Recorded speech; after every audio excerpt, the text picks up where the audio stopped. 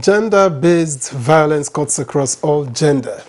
However, experts say gender-based violence disproportionately affects girls and women, particularly through child marriage, intimate partner violence, female genital mutilation, or trafficking, to mention a few.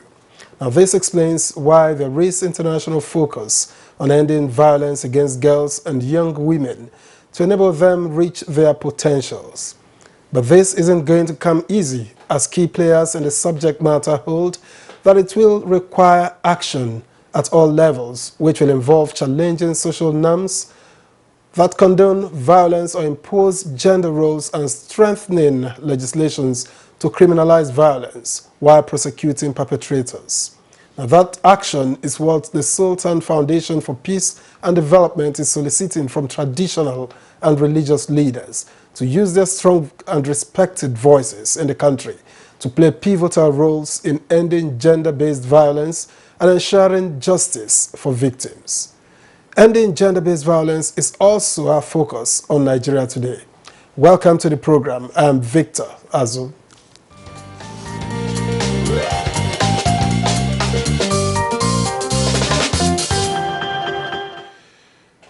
And joining me to provide more insights on how or what we can do to end gender-based violence in Nigeria is Bishop Sunday Ndukwu Onuoha, co-chairman Interfaith Dialogue Forum for Peace. Welcome to Nigeria Today. Thank you and good evening, our viewers. Also here with us is Muhammad Lawal Meidoki, Sadaukin Sokoto, the Board of Trustees member, Sultan Foundation for Peace and Development. Thank you for joining us. Thank you very much. All right. Let me begin with you. What, in your opinion, are the contributing factors to gender-based violence? Mohammed. Well, some of the contributing factors are one, ignorance, and two, misconception, and three, some bad cultural practices that over time has constituted this menace that we are facing today. Because if you look at in the scriptures, both before and now, particularly for Muslims that I know very well, women are held in very high position. They are dignified. In fact, the Quran itself, in the verses you have or in the chapters you have of the Quran, there's a specific chapter on women. This shows the importance Islam has attached to women, and all the verses you read about mu'amalat, or about relationship between people or between one and his spouse, or between one and his parents, or between one and other creatures. Emphasis is given that one should be compassionate, and the compassionate start from being compassionate to women whom are either your mother, or they are your spouses, or they are your sisters. Therefore, in a nutshell, misconception, ignorance, and bad cultural practices are what culminated to what we are experiencing today. All right. Thank you very much for your opening remarks. I'm sure we'll talk more about those cultural factors as we move on the program. But let me ask the bishop, what, in your own opinion, are the cultural factors that promote gender-based violence? Well, thank you very much. We live in a society where people don't think that certain ways of life are already obsolete and can no longer be acceptable. Where a woman is beaten by her husband and she comes home to cry to her mother, or calls her mother on the phone, or gets back to the dad to say, my husband is abusing me. And here, please don't talk. Shut up. We don't want people to hear it. It will be a shame to our family. So the victim is made to pay for a crime another person committed. So in a way to cover up, in a way to keep and preserve the family names, women and girls pay for it.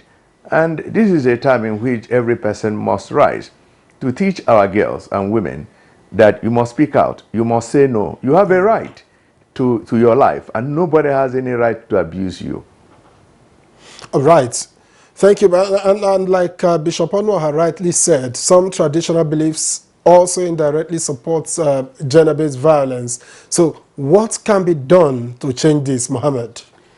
Well, first of all, you need to rise up to the occasion by making adequate sensitization and mobilization through educating all, using the media, and today including the social media, to create awareness among people, and to use the pulpits we have both in the mosque and in churches to tell people the truth about the position of women, and wrong is wrong, whoever does it, and it is time that we depart, as said by Bishop, from those cultural practices that are obsolete and are no longer tenable in our society.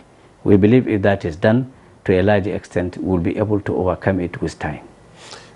Now, Bishop Onwaha, beyond the sermons on the pulpit, which is periodic, it's not an everyday thing in most cases, what should be the role of religious leaders in ending gender-based violence and ensuring justice for victims? Of course, knowing that many people often cry to their religious leaders when difficult times, fall their way. I think the first thing to do is going back to the primary agent of socialization, which is the home. If pastors and preachers will educate young ones and educate fathers to know that you don't beat your wife. And when your son is growing in your home and he saw that you are beating his mother, he will grow up thinking that is the way to function. But any son that grows up in a home where the mother is revered, the mother is honored, the mother is treated as a very important person in the family, as a co-equal partner in a home, the child is most likely, the son is most likely to grow. In getting married and engaging a woman, he would also know that he will respect a woman. Unfortunately, we live in a society where those basic tenets of human living are treated as being obsolete, and fathers and mothers don't have time to sit with their sons and daughters to teach the ethics of home. So first and foremost, preachers must find a way of getting back to home upbringing, teaching fathers and mothers to sit with their sons and daughters. And also, it is very important for us to know that God created male and female, and the image of God, he created them male and female. There is nothing in a woman that makes a woman less of God's image. And so a woman has God's image as much as a man has God's image. So it is the business of the pulpit managers to teach our men to know that in the image of God, he created male and female. Now, let me ask you this, Bishop Onwaha. We've talked so much about, we have used the female to portray, gender violence. They seem to be at the receiving end most of the time. But have you come across instances where there is violence against a man? Well, people don't know that women also abuse men. And we also live in a culture where if your wife slaps you in the room, you are so ashamed to come out to tell anybody. So violence is violence, whether it is to male or it is to female. But the truth is that greater number of women suffer violence from men. And that is the reality, and that's the way it is today. Right. Mohammed, what kind of support system is then needed to help victims? And do you also share Bishop Onwaha's views that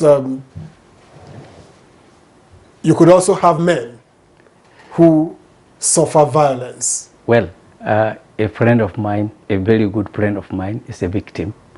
I still remember the violence of women that led to the death of his child and the deformation of some part of his body. It is still very painful, and I know how it goes and how it is going still. I'm not very happy and comfortable with that. So it is true. What Bishop said is true. In your Also women commit violence against men. It has happened severally, and it is happening. But, in your own culture, is it also considered a shameful thing if a man suffers violence and he doesn't, he has to say it Is it considered a shameful thing to say? And sometimes you cannot even hide it. When it happens, it will be seen. And it will be seen either in your body, or it will be seen in your character, it will be seen in your emotion. Sometimes you cannot cover. Sometimes there is no way you can hide it. But sometimes you do. And we are expected to be patient with the women. Even when they go astray or they go extra well, you still have to look back and see, because as a leader, if a leader always responds to wrong, then he is not a leader. Sometimes you respond to wrong with good, so that you now nullifies what is bad with what is good. Therefore, the culture impact of ours is such that women are dignified, because I can remember vividly a tradition of Prophet Muhammad that said, how irresponsible could someone be? In the morning, you beat your wife. In the afternoon, you beat your wife. And in the night, you look to sleep with her. What kind of person are you? And beating wives as you are beating donkeys, or beating wives as you are beating animals, it is not allowed. It's like someone who is a mad person. Therefore, it is really important for people to know whether as Muslims or as Christians in this country, we believe in the Holy Scriptures. And you cannot identify in the Holy Scriptures where we are instructed that we should continue to beat our women or we should molest them. In fact, what I know, and every Muslim knew, especially those who have gone to school or those who have listened to the scholars, that the best of us is the best to his women. And the Prophet said, I am best to you to women. Many people did not know some of the hidden culture. You play with your wife, you wrestle with her, you bath with her, you do a lot of good things, and you should be compassionate to her all the time. You must love her, you must care for her. And when she is in pain or in suffering, you listen to her. And All right. there was a tradition that said a woman is like a reed. Sometimes because of her emotion, if you intend to straighten her by force, you break her. But you have to manage her. And when you manage her, you will also enjoy her. And she will also enjoy you. All right. There will be more to talk about, really, but we have to go on a quick break. And when we return, like I said, more to talk about. Please don't go away.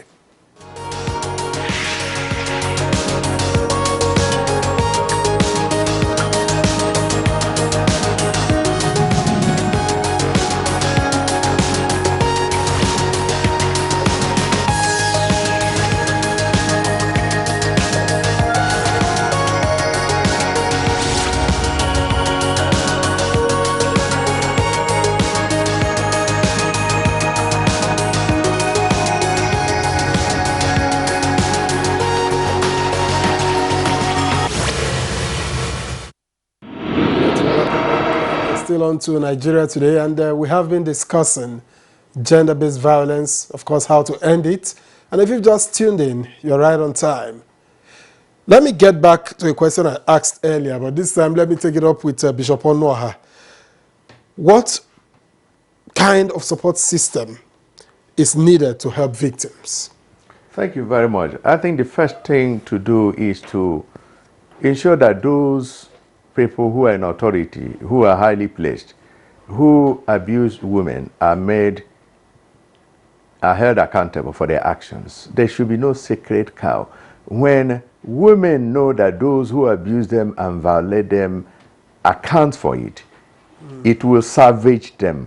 The challenge that our women have is that they do not know where to cry to. And when they cry, people ask them to shut up. And so first and foremost, we need to ensure that people who abuse women, who are treated and seen as being highly placed, first and foremost, should be held accountable. Okay. I also believe that the system, both in churches and in mosques and in community leaders, should make a provision where people that are violated will come and they share honestly, transparently what they are going through without them being victimized and treated as the one that are causing the problem. Unfortunately, in many places when women are abused, they turn around to say that the woman is the problem, the reason for which they are abused. So it is a time for us to begin to put in place a system, a mechanism that will provide for them an avenue where they can transparently and honestly share their pain. They are going through pain. They are going through struggle. They are crying. But most of the times, there is no way and safe place to cry. All right, and then how would you say that, because we've talked a lot about the culture of silence, how can the religious and traditional rulers now, leaders, help victims to speak out more? If the question is to me, I want to. Okay, but go ahead. I want to collaborate further on what Bishop said. There's also need to provide proper counseling.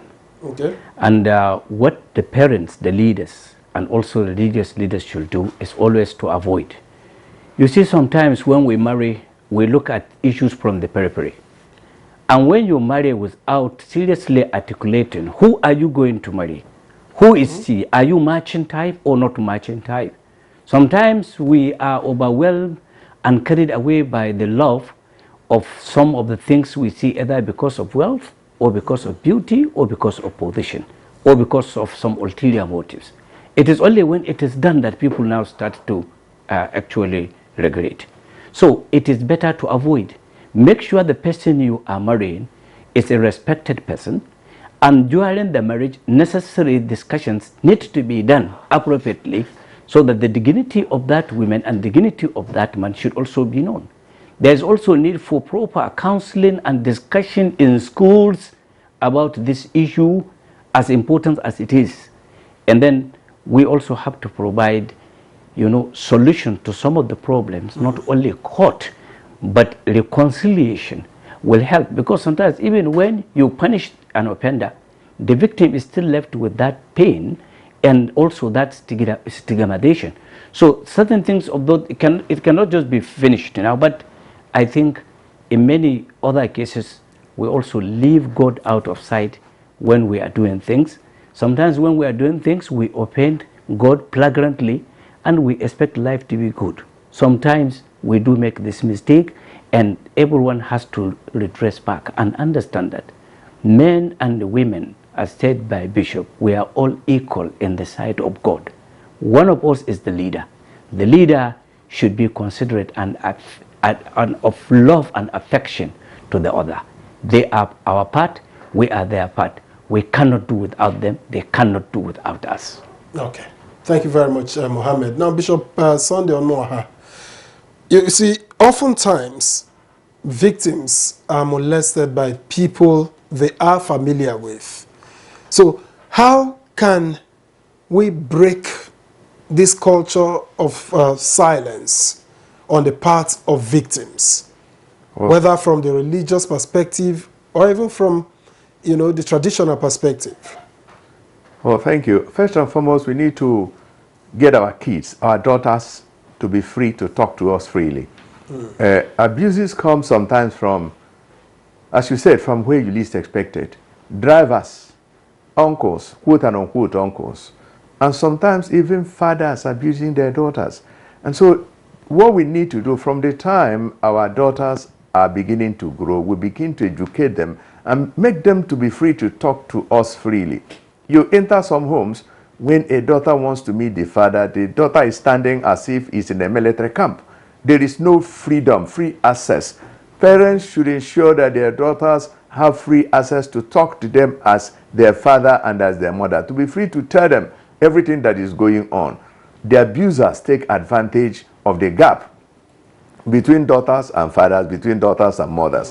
And these abusers don't come from far. Most of the times, there are the people you least expected. People that drop off your kids to school, people that come to visit you at home when you are there or when you are not there. And your daughters are afraid to speak out. Encourage your daughters to be free with you and to tell you what is going on. Now, this is also linked to stigmatization and victimization. Of course, that's why you find that most people are reluctant to speak out because of the victimization they have to suffer afterwards. How can this narrative be changed, Mohammed? Well, first of all, I would like to make it very categorically clear that to the best of my knowledge in Islam, what is good is supposed to be spoken out. But whatever happens, you have to weigh the two. There are instances that you speak out, you resolve an issue is better. There are issues that sometimes you cannot bring it out, either for the sake of the victim or for the sake of the society. So what happens? That's the culture of silence I'm that we're coming. talking about. I'm coming. You see, look at the Nigeria of today. There are so many ills that has happened. If you and I can remember how corruption came in, before, if you own something out of what side of what you are supposed to have, you start hiding. But when corruption became norm, everybody now, almost everyone, except few that God has protected, they are in this corruption. And it has eaten into the public of this country. Because people does it, and they said they have done it, and nothing is done to those who have done it. You have seen how millions of naira are squandered, and those people get scot-free. In fact, they even came and stand for election, and they win. And people upheld them. So sometimes you have to weigh. It has a situation where it happened, who did it happen to, what can be done, the strengths of what we done. In fact, sometimes you have to even subject it to SWOT analysis of you have to analyze situation. But it is not good that is everything that you speak out. In Islam, there are issues that you speak out. There are issues that for the sake of the victim or for the sake of the society, you do not speak up, but you deal with it and you make sure that it does not happen in the society once again. And people have to take precautions. Nigerian government and everywhere in the world is taking, when there is a disease, you take precaution, you take vaccines, you take X, Y, to protect yourself. So some of the things that happen, going deep, you leave your child or you leave your daughter with someone who you don't know, someone you yourself, you went away, her mother went away, you left her alone, she has grown up, X, Y, that some are very small, you know the kind of who did you, that's why I said, not even a wife, if you are employing a driver, if you are taking a watchman, what kind of person he is, you need to take precautions. When your daughter, maybe she is a grown-up girl, and she has some breasts and etc. She's tied, she came out of pants, something like mini skirt. Look at what she's also doing, she's provocating. And you have to analyze the area you are. There are areas that you don't allow your girls to go out there, you don't allow girls to, but when you say your daughter, she can do this, she can do that, then you have also exposed her to that danger. And you have to bear the consequences of your action. So for us, honestly, you have to look at every situation and treat it with the merit of that situation. All right, and then Bishop, just before we go, is there a time limit within which abuses like this must be reported or spoken about, or after which, you know, you must confine it to history? I'm not quite sure what the law says, but I believe that whoever that is abused should have somebody that should tell the truth of what happened to him or her. When once you don't open even if up, it's 10, 20 years? 1,000 years, let there be a way of telling your story where you feel safe telling it. Not where after telling it, it will be used against you or used against the society, but where after you share your problem, you'll be helped. Good. All right. I'm afraid we will have to call it a day. That's the program for today. It's been interesting talking to you both, and I'm sure that if we go on and on, there will still be more to tap from you, from the both perspectives that you are coming. But I would like to thank you, Bishop Sunday Nduku-Ono, co-chairman, Interfaith Dialogue Forum for Peace. Thank you. Thank you very much for your time and thoughts. And Mohammed Lawal Meidoki, Sadaukin Sokoto, Board of Trustees member, Sultan Foundation for Peace and Development. We appreciate your insights. Thank you very much. Thank you very much. We also thank you, our viewers, for always being part of the program. Meanwhile, you can watch this and other editions on www.youtube.com/NTA News 24 Hub. My name is Victor Azo. We'll see you next time.